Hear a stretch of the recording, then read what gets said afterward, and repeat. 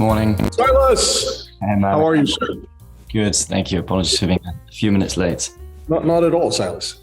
So, Silas, I always say that my favorite human beings in this wonderful industry of ours, if they were dogs, they would remind me of Legato Romagnolos, which are the only breed that is capable of smelling the truffle in the wind. Right. And it's not only capable of realizing of the truffle's presence, but is capable defining its location and unearthing it as well. And that is certainly you, sir. How are you? I'm well, thank you. I'm flattered by the comparison. And although it's a miserable wet day here in London, I can't complain. It's been busy a few weeks. I think I saw you were traveling a bit. Whereabouts are you calling from? I'm finally back in Singapore, struggling a little bit with jet lag, trying to utilize alcohol responsibly to help smooth the edges of the jet lag. But yes, I just got back from Switzerland. I was in Geneva for the GPHG.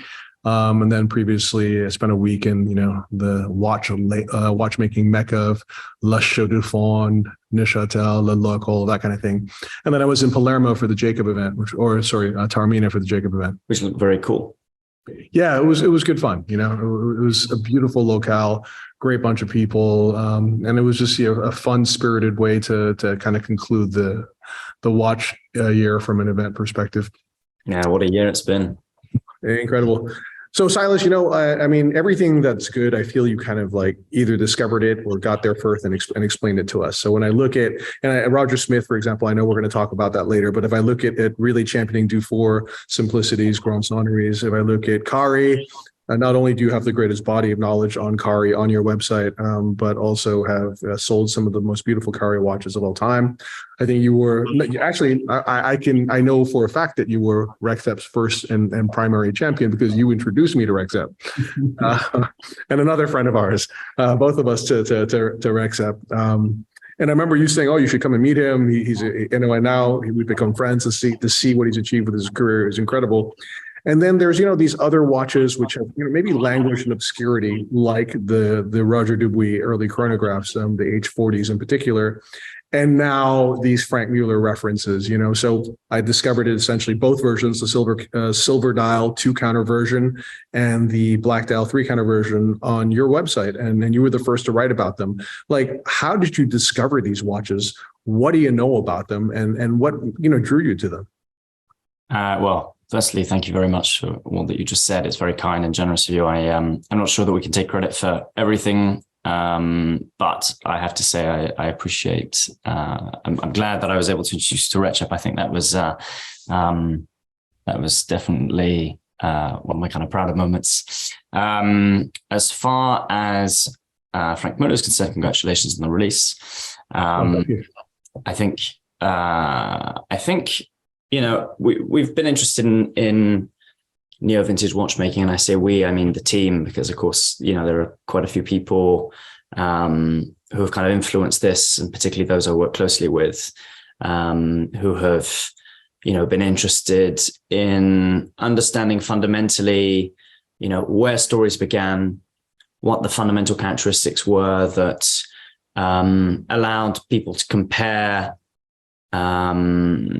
things that today we appreciate from newer brands or more recently kind of discovered independent watchmakers and those that came before. And I think that, I think one of the best things about being in the space that I'm in is in pre-owned in particular is, you're not necessarily restricted to exclusively what's come out this year in terms of, for example, being in a retail position. You have this fantastic body of watchmaking that you can look back on that goes back decades and decades and decades with a huge amount of variety and diversity. But you also see a certain amount of similarity at times and almost a sort of kind of cyclicality. And that cyclicality, I think, is interesting because, if we would talk about Roger Dubuis first, I think it was, it must be almost all the way back to the beginning of the company. When I first came across an homage chronograph, an H40, after a client brought one in, and I didn't know anything about them.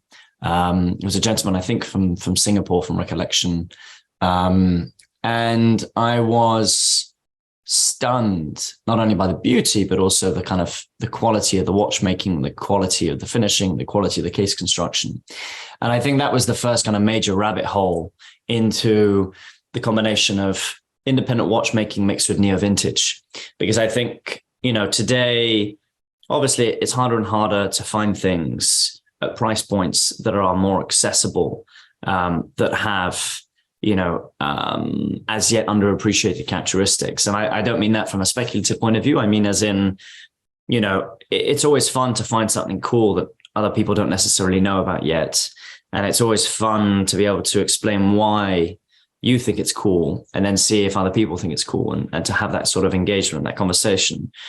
And I think that whether it was Roger Dubuis, whether it was Franck Muller, whether it was Daniel Roth, whether it's early Parmigiani, there are these brands that when they, generally speaking in their heyday, or certainly at the time of these releases, were really kind of the innovators of their day. They were the Receps, they were the Peter Midas.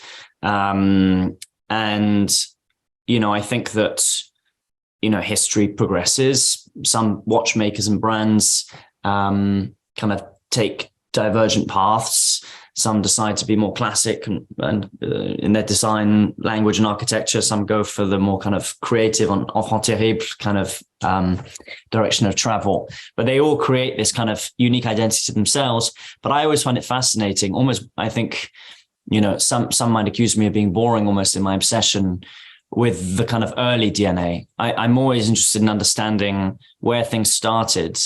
And even if those watches from the beginning are not necessarily as easy to kind of connect the dots through to kind of what's made today, I find it fascinating that the kind of inception point was, for example, with Franck, very much Patek inspired, classical design, his heritage and his legacy, restoring these incredibly important Patek pieces that went into the museum, the 1463 lugs, the kind of all these different details, the Le Mania kind of movements, which, yes, there are different types of movements. Yes, there are different types of cases. Yes, there are different price points. And I think that, I think you can compare, and you can't compare Franck Muller to Roger Dubuis, but I think that what you can say is that they both then subsequently really earned their place in the pantheon of kind of watchmakers, independent watchmaking.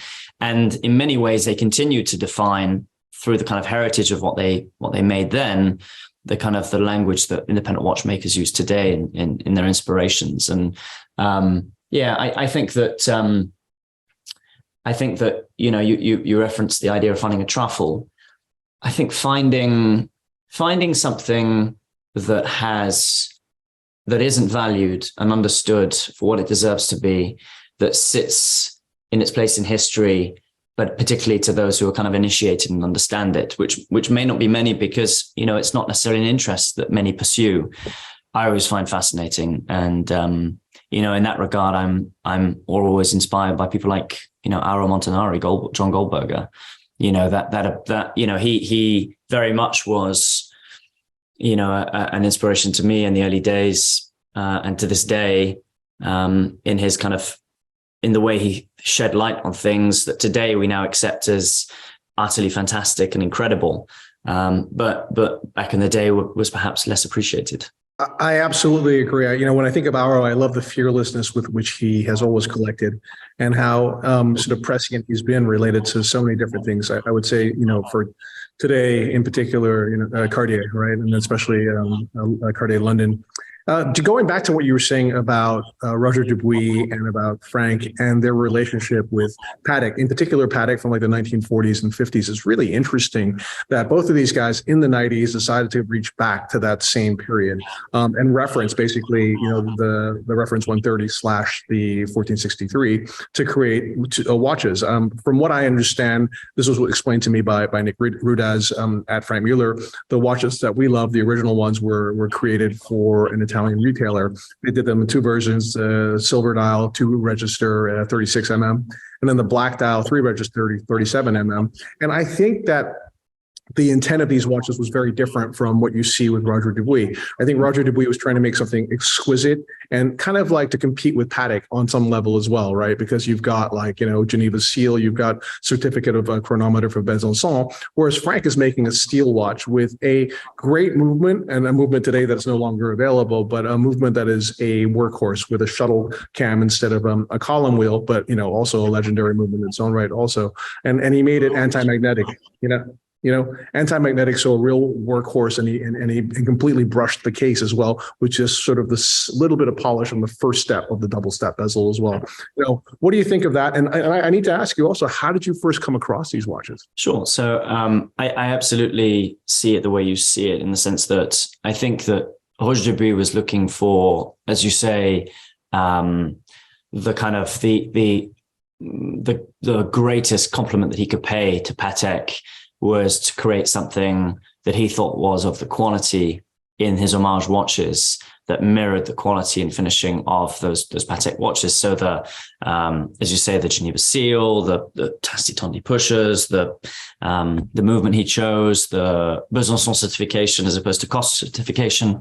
I think they were all his kind of signature kind of ways of saying, look, I'm not trying to pretend that these are Patek chronographs. But what I am trying to do is recreate something in my own kind of, to my own taste and vision, that it pays tributes to what they made in the sort of in their absolute kind of heyday. That I think is the best of the best. And I think that Franck did something very similar, and I think Franck did it at a more affordable price point, no doubt, and in a way that made it more possible. But I think that he did so, with a similar level of ambition. And I think what's interesting is that many more people are aware of Roger Dubuis' chronographs than necessarily Franck's bicompacts and tricompacts. It's, I think, probably testament to the fact that Roger Dubuis was kind of rediscovered just a little bit sooner in the kind of collective consciousness.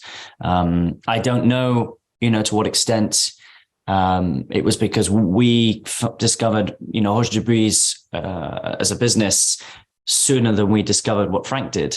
I think that other people had clearly discovered and were appreciating what Roger Dubuis was doing long before we did, because people were collecting them, and they were at price points that made them very, very, very good value for money.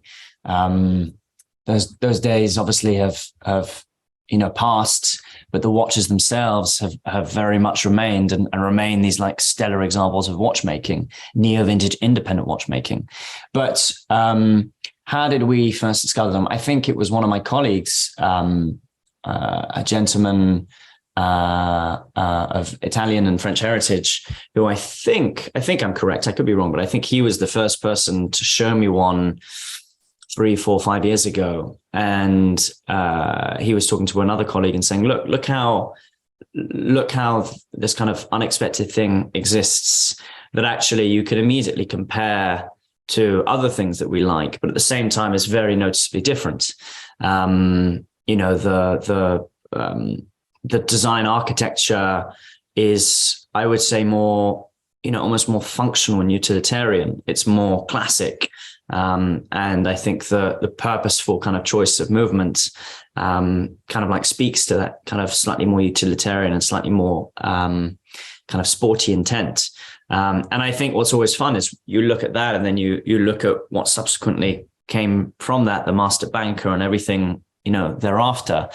And it's so different. It's so incredibly different. And it was relatively short-lived. And as you said, how funny is it that it's often an Italian dealer or a gentleman from Italy that inspired or pushed for something genuinely aesthetically, really tasteful and very, very, very cool and original. So I think that was how we came across it. I think we were almost scratching our head and saying, well, look, today it's increasingly hard to find Roger Dubuis chronographs at price points that make them accessible to a lot of people. And probably one of the most frequent complaints that we would get from people, which is understandable but inevitable, is that, now that you've offered multiple of these, the prices have gone up to a point where they're no longer where they once were, and you sort of find yourself saying, well, okay, so what else is there to discover? And I think it will be harder to discover new things. I think that there isn't that much good stuff left to unearth. There's loads of amazing things that have been made for many, many decades, but there aren't that many kind of how can I put it, untapped secrets, I suppose. And I think Franck's early chronographs are one of those things, and I think that's what makes them cool. They're different, and they represent a special point in his journey, and I think they represent an equally important point in kind of independent watchmaking history, if only because they're where he began. Absolutely. And I love how during the Geneva Symposium on watch collecting as an asset class, you referenced kind of three guys that I also love. I think and they were the three kind of kings of independent watchmaking in the late 80s and early 90s, right? And you have Franck Muller, you have Daniel Roth, and Daniel Roth, the values of those watches have risen a lot. I mean, they're actually quite expensive now, I would say. And I believe there's a sort of a Daniel project. I believe there's a Daniel Roth project that will soon be emerging that will be helmed by a friend of ours, which we're all very excited about as well.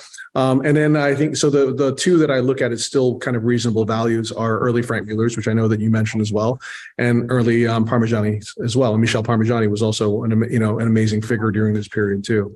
If you don't mind, so Jeremiah is here as well. I'm going to hand the screen over to him, and he's going to do an unboxing of the watches that we've created, and maybe we'll just run through some of the particularities of that. And then I really want to ask you some questions about Roger Smith and this incredible auction that you're hosting. So if you'll bear with me, Jeremiah, please take it away, sir. So I have the box set right here. I'm going to try to do it on the laptop, which is going to be a bit tricky. Very cool. So it's like the early boxes, which is very cool. Yes, I like the burled wood, polished. So this is the box set, and we are offering 10 of these. So all three watches are in here. Congratulations. They look very cool. They look very, very cool. I can't wait to see one in the metal. So we had, of course, the opportunity to, go back in time and find these extraordinary treasure trove of vintage Lemania 1874 movements. So, I mean, because that was the primary concern, right? When I went to go see Nicolas and Jean-Luc, the initial concept was, well, we can put an automatic movement in it. But then I was like, well, from a functional perspective, it's kind of not the same as well, because you want this to be a manual wind, kind of scientific chronograph with oversized, really flat crown and, tasti tondi like pushers, and just the feeling of that from a dimensional perspective. If it was really thick with an automatic movement, it would just change it significantly. And then I was actually kind of depressed at that point, because they're like, I'm not really sure we have any options. And then I don't know if their intention was to kind of, depress me initially so that they could then send me skyrocketing into euphoria. But then they came out with these trays of a new old stock Lemania 1874 movements. Yeah, so I know the original watch said anti-magnetic on the front, so we've kept that as well. Yeah. And then, of course, the question is, well, how do you make a watch with a sapphire caseback anti-magnetic? In fact, it comes with a double caseback. So you've got a solid caseback if you want to retain those properties and make it really scientific. And then you've got a sapphire caseback if you want to look at the vintage engine that lays within this kind of like time machine movement, which is pretty cool. And then we just enlarged the watch slightly. So instead of 36 mm, which was for the 2-register watch, we've done it at 39 mm. And we played with the textures on the dial a little bit to enhance the richness, textural richness, a little bit more contrast, and made the markers a little bit bigger. But other than that, it's pretty close. And then it will show you the black. Cool. Oh, man, thanks. Thanks, Silas. Well, it means a lot, coming from you, as you're the guy that I learned everything about these watches from. Right. And then here's the black dial version, which was your 3-register was 37, if I'm not mistaken, initially. And then And then that's the new old stock Limani movement there as well. I noticed on your website, you've sold, I think like 4 or 5 of them. Yeah.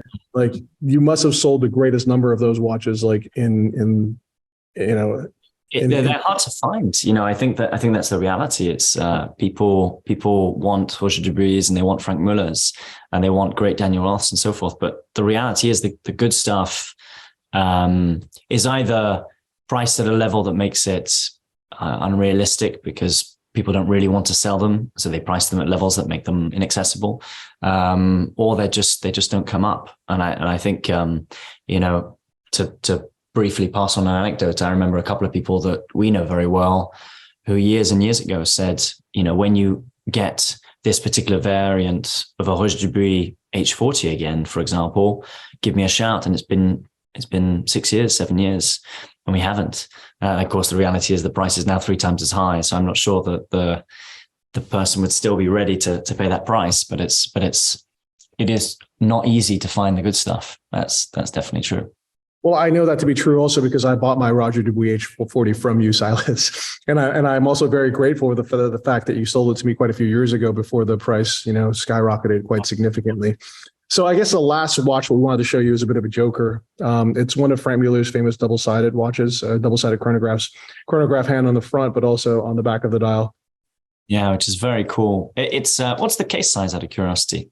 So we made it the original size, so it's 39 mm, because they made them larger and larger as the life of this watch kind of evolved. But like that original size on the wrist is really nice. And it was funny because this was a request from Franck himself. When he found out we were doing this project, he was like, tell Wei he needs to make a double-sided chronograph. And I don't disagree with Franck ever because I once got into a vodka drinking competition with him and he absolutely destroyed me. So I live slightly in fear of him. And so this watch actually has 3 chronograph hands because you've got one in the front and the pinion travels all the way through the back, and you've got 3 registers in the back with this massive oversized hand, but it's actually a split seconds chronograph as well. Which is very cool. And the wildest thing, this is one of the things I recalled from our vodka drinking session, was that Franck was like, because I asked him about this watch, I was like, how did you get the rights to use Richard Habring's module for the 7750 to turn it into a split second chronograph? And he said, wait, don't be ridiculous. I just made my own. And so he actually made his own split second chronograph module. Master of complications. Exactly. So I find this to be a very cool watch as well.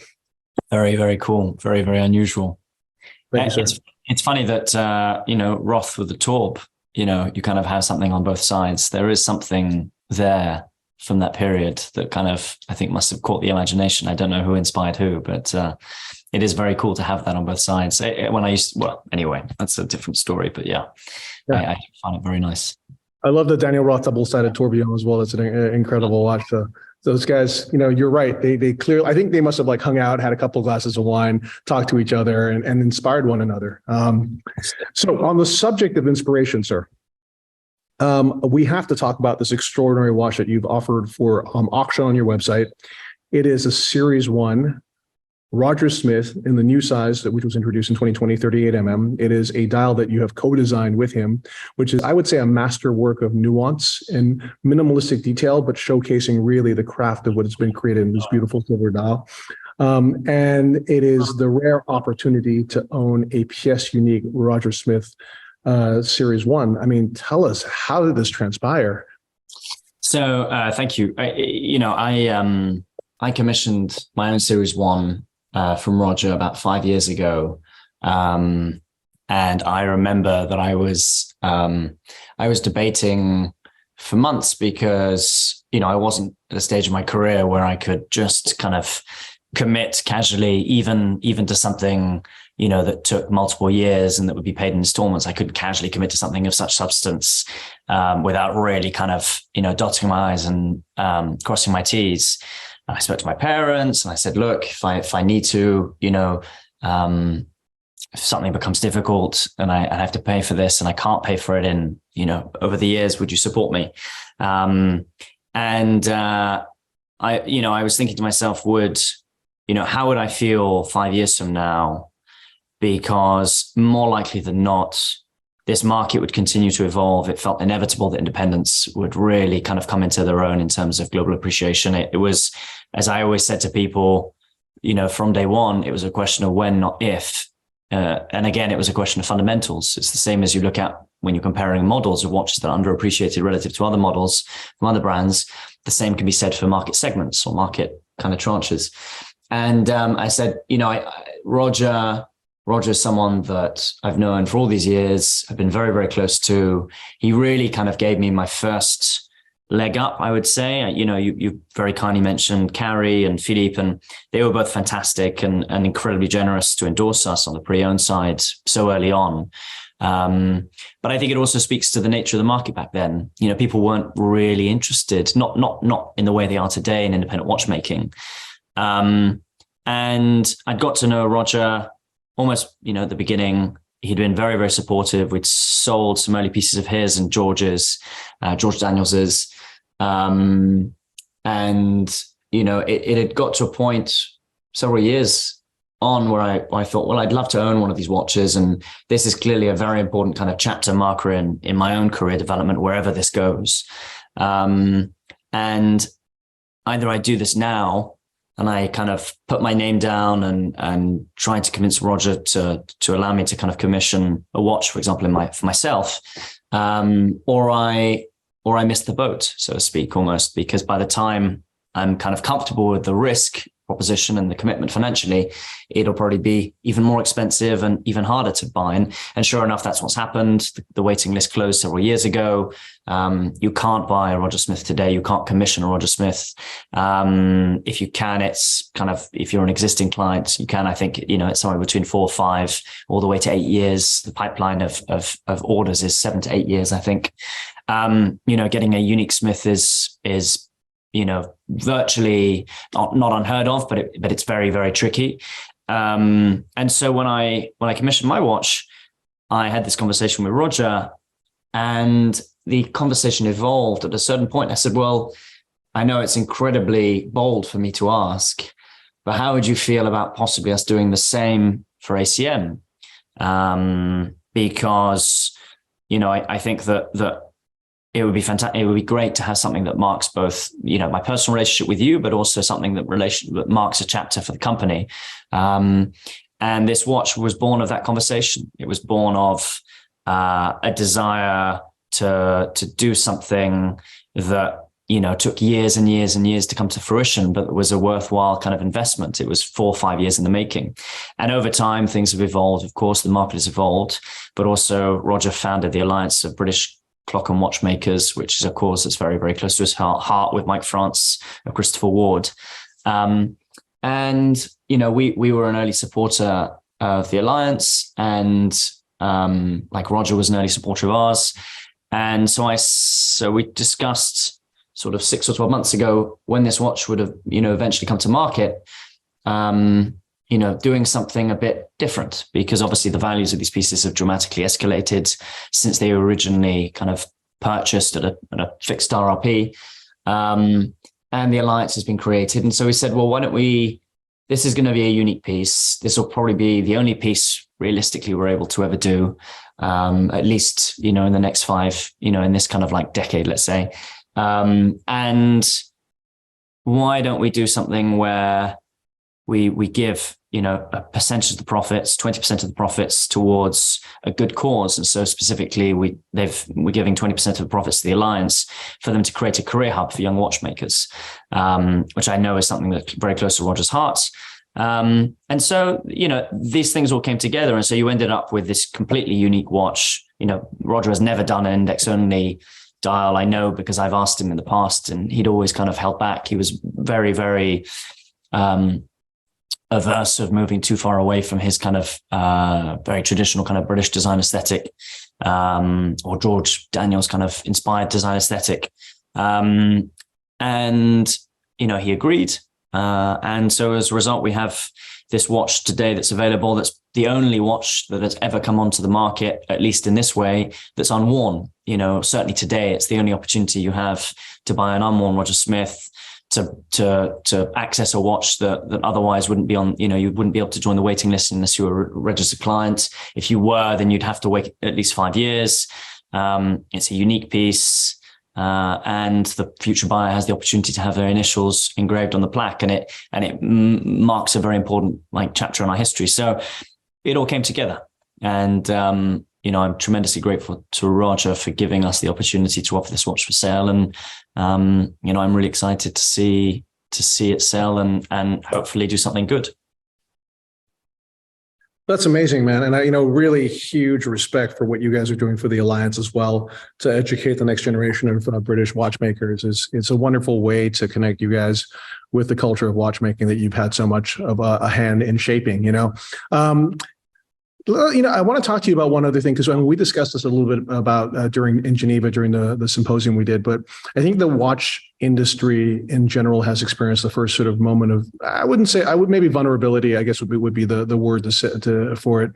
And I guess the category that we kind of term hype watches have been most affected by that, right? You've seen some of the prices of watches, whether it's like a 5990, for example, or a yellow gold green dial Mayer Daytona, have come down quite a lot in value. But it's interesting to me that during this period, the really good independent watchmakers have been relatively unaffected, actually. And I think that it's because the authenticity of what they create is so pure, and that there is such a minuscule amount of these watches that's actually made relative to the ever-growing love and demand for them, thanks to the education that we're all trying to do for this genre of watchmaking.